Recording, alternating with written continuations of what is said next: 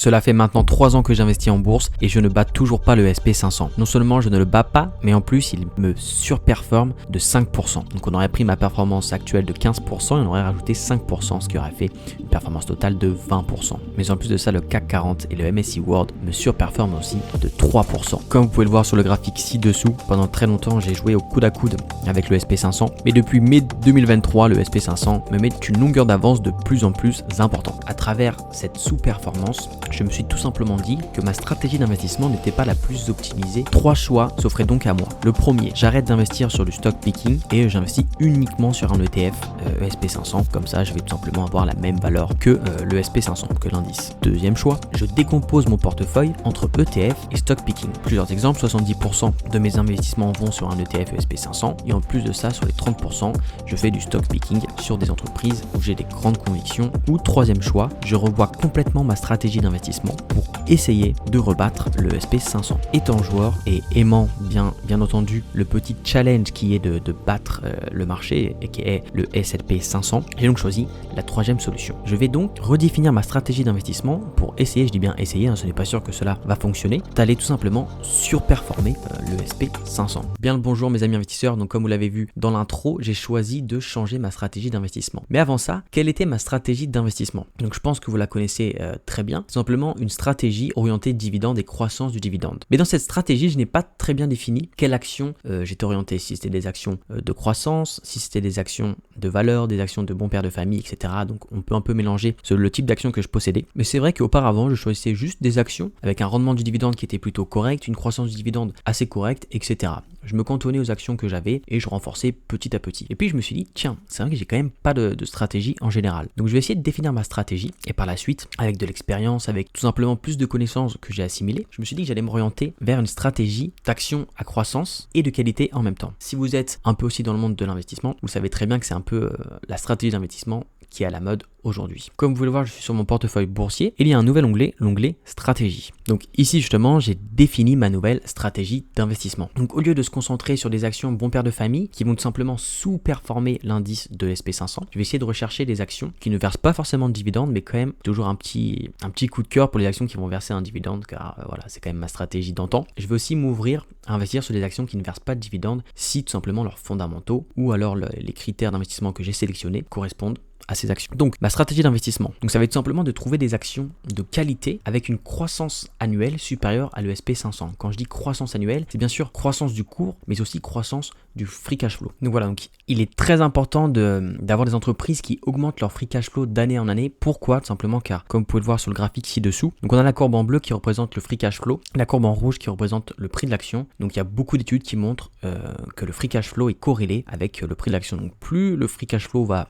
tout simplement progresser, croître, plus le prix de l'action va croître parallèlement. C'est donc pourquoi il est important d'avoir l'augmentation des free cash flow. Donc pourquoi ce renversement, ce changement de situation et ce changement d'objectif? Simplement que j'ai remarqué qu'en investissant sur des entreprises bon père de famille, donc qui vont verser par exemple un 3% de dividendes comme un Coca-Cola, la croissance du prix de l'action est très limitée. Donc le prix de l'action croît, mais bien inférieur par exemple à un ETF ESP500. Je me suis dit tiens, c'est quand même, j'adore recevoir des dividendes, mais qu'est-ce que je fais de ces dividendes? Je les réinvestis directement, j'en profite pas. Donc ça serait peut-être mieux d'avoir une meilleure performance sur le cours de l'action et ensuite dans 20-30 ans quand là je vais vouloir avoir une petite rente, là me réorienter justement sur ces actions bon père de famille qui versent un bon dividende et où il n'y a pas trop de risques ni de volatilité avec un revenu passif qui rentre tous les mois. Donc actuellement mon nouvel objectif c'est simplement de faire fructifier mon patrimoine le plus vite possible, non pas le plus vite possible mais au maximum avec justement des actions de qualité. Donc voilà, donc pour cela j'ai sélectionné plusieurs critères.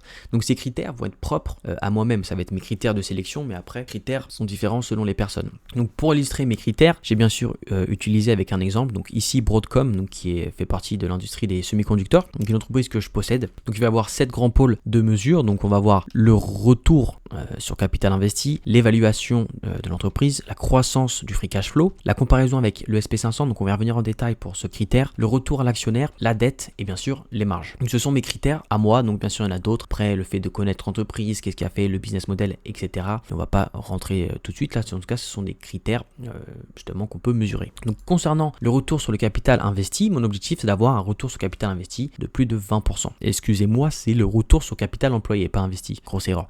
Donc si on emploie 100 $, on va tout simplement, ici avec Broadcom, recevoir un retour de 25 €. 25 $. Donc est-ce que le ROCE est plutôt stable et croissant? Oui. Donc bien sûr ça je le rentre manuellement. Quand la petite colonne, quand la petite cellule, excusez-moi, est en gris, ce sont des données que je rentre manuellement. Donc voilà, donc l'objectif, je viens de créer cet outil, donc l'objectif bien sûr ça va être de rendre ça automatique pour que j'ai un réel gain de temps. Pour l'instant c'est du manuel. Concernant l'évaluation, le prix par rapport aux earnings, donc pourquoi je me donne une limite de PE alors que justement les entreprises croissantes sont justement et de qualité sont justement amenées à avoir un plus gros PE. On s'attend déjà à la croissance de l'entreprise. La croissance est déjà comprise dans le prix de l'action. De par ma petite expérience, j'ai eu une mauvaise surprise avec PayPal. Pour vous donner une ordre d'idée, donc PayPal aujourd'hui je suis sur un moins 72% avec un moins 132 €. Donc qu'est-ce qui s'est passé? On va aller voir le PE et le forward PE de PayPal au moment où j'ai acheté l'action. Donc pour ceux qui ne savent pas, le forward PE, tout simplement le PE compris avec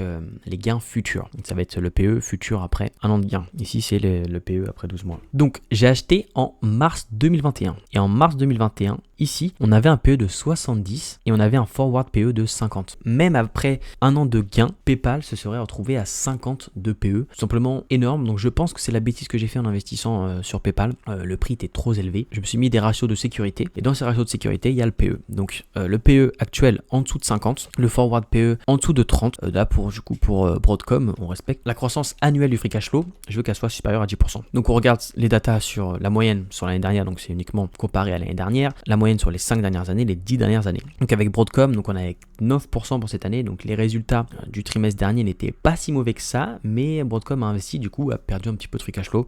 C'est donc pour ça qu'on est descendu un peu, mais généralement Broadcom, en tout cas je suis pas là pour vous vendre l'entreprise, mais donc voilà, donc on peut voir ce critère là. Donc bien sûr, même si l'entreprise que j'analyse des fois ne respecte pas les critères, s'il y a des particularités, il se peut quand même que j'investisse dedans. Donc les marges c'est important. Une entreprise avec des belles marges, c'est simplement une entreprise qui a un avantage concurrentiel. Donc c'est ça, c'est important. Donc une marge brute à plus de 30%, une marge nette supérieure à 15%. Est-ce que les marges sont stables et croissantes? Oui ou non? Donc voilà, donc ça c'est les critères. La dette par rapport à l'EBITDA, tout simplement une dette par rapport à l'EBITDA qui est en dessous de 2 afin d'avoir des finances maîtrisées. C'est important que l'entreprise ne soit pas endettée énormément. Concernant le prochain onglet, on a l'onglet retour sur actionnaire. Donc qu'est-ce que c'est? Cet onglet, je ne l'utilise pas pour comme critère, mais juste à titre d'information. Comme je vous l'ai dit, j'adore toujours les actions à dividendes. Donc j'aimerais bien savoir quel est le rendement sur dividende, même si justement auparavant j'avais un critère d'aller chercher des entreprises qui versent un rendement de dividende de 3%, etc. Ici c'est plus le cas, mais juste à titre d'information. Et on a aussi le rachat d'actions qui est important parce que ça c'est un retour aussi direct à l'actionnaire. On a le résultat et on est sur un retour sur actionnaire de 4% par an, donc ce qui est quand même déjà pas mal, hein, on va pas se le cacher. Le S&P 500, je vais y revenir sur cet onglet. Donc pour cet onglet, je vais mettre ma tête ici, voilà très bien. Donc pour cet onglet, vous connaissez sans doute la loi Pareto qui montre que 20% des actions vont faire 80% des résultats. C'est à peu près la même chose. C'est à peu près la même chose pour le SP500. Donc dans le graphique que vous voyez ici qui date de juin 2023, on retrouve donc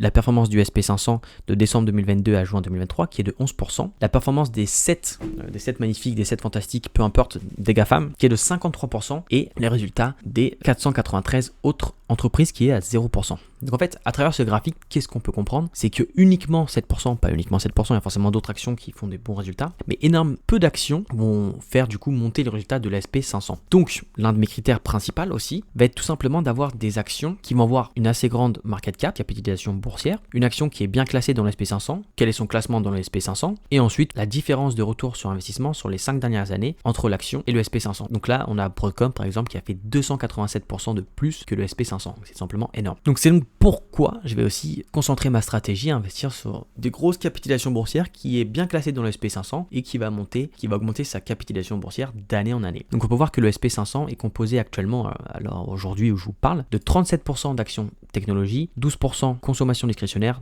12% santé, 10% finance, industrie, etc. Voilà, il fallait que je me donne un pourcentage par rapport à chaque secteur pour justement ensuite me fixer des limites. Donc on va retourner tout de suite sur mon portefeuille. Donc on peut voir ici, on a les secteurs et on a ma part de mon portefeuille sur ces secteurs. Et en fait, on peut voir que, donc avant que je commence mon changement de stratégie, j'étais à 9% en technologie.